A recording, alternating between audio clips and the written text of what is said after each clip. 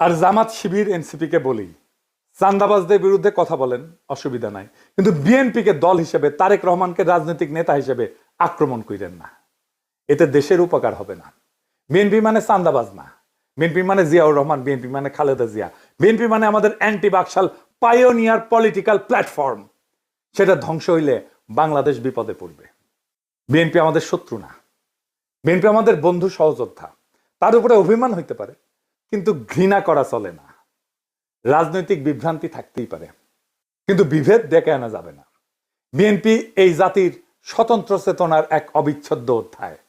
তারেক রহমান ভুল করতে পারেন, কিন্তু বিএনপিকে পুঙ্খানুপুঙ্খভাবে বাতিল করা মানে এদেশের গণতান্ত্রিক ধারাকে দুর্বল করা, এদেশের ফ্যাসিবাদ বিরোধী, ভারতীয় আগ্রাসন বিরোধী লড়াইকে দুর্বল করা।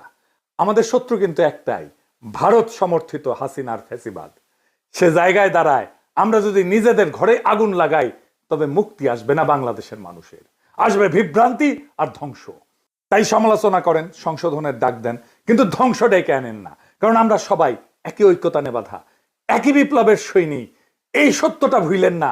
এই সত্য ভুললে বিপ্লবকে রক্ষা করতে পারবেন না। বিপ্লবকে রক্ষা করাই আমাদের প্রথম কর্তব্য। ইনকিলাব জিন্দাবাদ।